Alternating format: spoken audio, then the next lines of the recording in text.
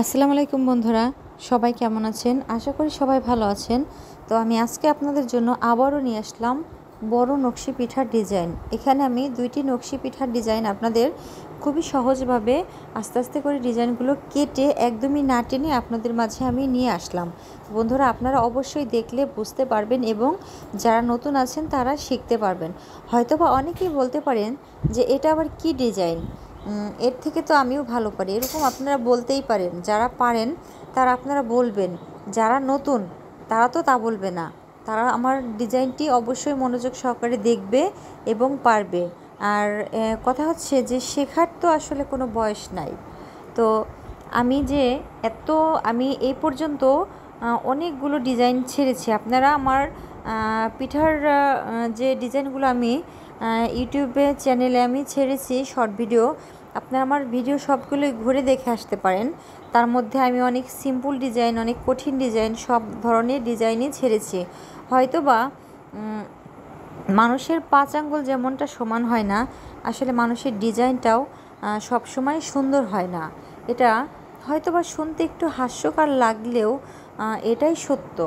তো বন্ধুরা, আপনারা আমার ডিজাইনগুলো যদি দেখে ভালো লাগে, আমার চ্যানেলটিকে সাবস্ক্রাইব করে অবশ্যই আমার পাশে থাকবেন।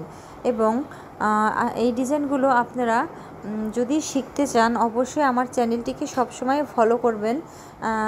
কেন নয়, আমি আপনাদের জন্য নিয়ে এসেছি খুবই সহজভাবে ডিজাইনগুলো।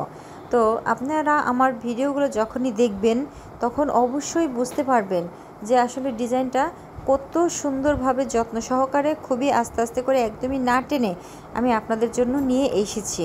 তো এখানে আপনারা আমার শর্ট ভিডিও পাবেন, লং ভিডিও পাবেন, সবই আপনারা চাইলেই দেখতে পারবেন। এবং আমার যদি বলার মধ্যে কোনো ভুল ত্রুটি থেকে থাকে অবশ্যই আপনারা ক্ষমার দৃষ্টিতে দেখবেন। এবং এই ডিজাইনগুলো কাটতে, মানে এই পিঠার ডিজাইনগুলো কাটতে আপনারা চেষ্টা করবেন খেজুরের কাঁটা ব্যবহার করা। এবং যারা শহরে বাসা বাড়িতে থাকেন তারা তো হয়তো বা খেজুরের কাঁটাগুলো সংগ্রহ করতে পারেন না। সেক্ষেত্রে আপনারা বড় যে সুইগুলো আছে, টুথপিক আছে, এগুলো দিয়ে আপনারা ডিজাইনগুলো ট্রাই করতে পারেন, অবশ্যই পারবেন।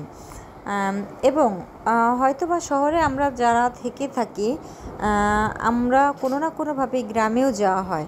সেক্ষেত্রে গ্রাম থেকে খেজুরের যে কাঁটাগুলো সেগুলো আমরা সংগ্রহ করতে পারি এবং সেগুলো সংগ্রহ করে একটা পলিথিনের মধ্যে রেখে দিলে কম করে হলেও 3 থেকে 4 5 6 মাস এরকম কাঁটাগুলো ভালো থাকবে, একদমই নষ্ট হবে না। এবং যদি পলিথিনের মধ্যে না রেখে এমনিতেই রাখা হয় সেক্ষেত্রে কাঁটাগুলো মুচমুচে হয়ে ভেঙে যাবে পিঠা যখন কাটবেন। তো অবশ্যই আপনারা যারা এভাবে রাখবেন পলিথিনের মধ্যেই রাখবেন এবং নর্মাল ফ্রিজে। তো বন্ধুরা, আমার পিঠার ভিডিওগুলো যদি আপনাদের ভালো লেগে থাকে অবশ্যই আমার চ্যানেলটিকে সাবস্ক্রাইব করে আমার পাশে থাকবেন, লাইক করবেন এবং পিঠার ডিজাইন কেমন লেগেছে, ভালো বা মন্দ, কমেন্ট করে জানাবেন, আমার ভালো লাগবে। তো বন্ধুরা, সবাই ভালো থাকবেন। আল্লাহ হাফেজ।